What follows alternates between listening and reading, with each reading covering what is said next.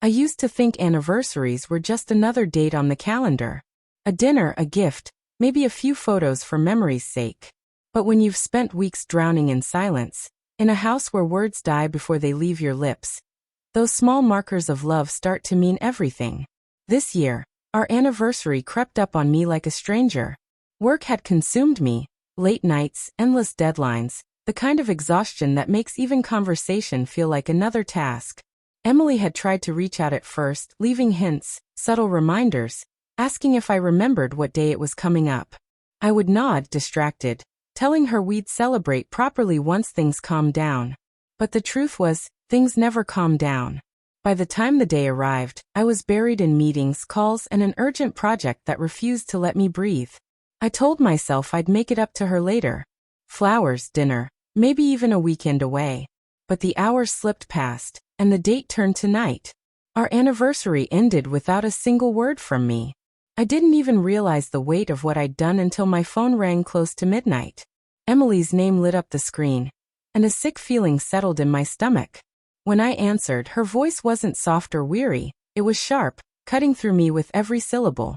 "Michael, do you even realize what today was?" she demanded. My throat went dry. "Emily, I am sorry. Work. Work," she snapped, her voice trembling with anger. "You missed our anniversary. Do you know how many nights I sat here waiting for you, feeling like I didn't matter anymore?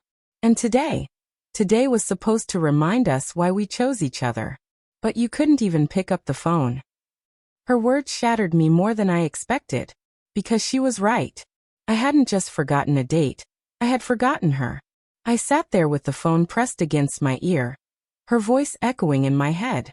Every word was like glass cutting deeper into the guilt I had been trying to bury. "Emily, please," I whispered, desperate to slow the storm. "I didn't mean to hurt you. I thought." "You thought what?" she interrupted, her tone cracking between anger and heartbreak. "That I'd just accept being invisible? That I wouldn't notice how far away you've been? Michael, you don't look at me anymore. You don't touch me, you don't talk to me. And now, even our anniversary doesn't matter to you." Her voice broke on that last sentence, and I could picture her standing in our bedroom, phone in hand, tears streaking her face. The image crushed me. I wanted to tell her that I did care, that she still mattered more than anything. But how could I argue when the evidence of my neglect was scattered across the past few months like broken glass? The late nights, the missed dinners, the silence at breakfast. She wasn't wrong. She had been living in drought, waiting for rain that never came. "I love you, Emily." I finally said, the words raw.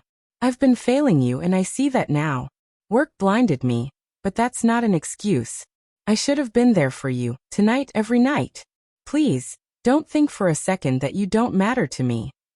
Silence lingered on the other end, heavy and suffocating. For a moment I thought she'd hung up. Then her voice returned, softer but still wounded. "Words don't fix this, Michael. You can't just say you love me when your actions tell me otherwise. Tonight I needed you to choose us and you didn't." Her disappointment was worse than her anger. Because anger could be argued with, but disappointment meant she had already lowered her expectations, maybe even her faith in me. When the call ended, I didn't sleep. I just sat in the dark, staring at the empty space beside me, realizing that love can wither not in grand betrayals, but in small, consistent absences. The next morning, the silence between us was heavier than ever.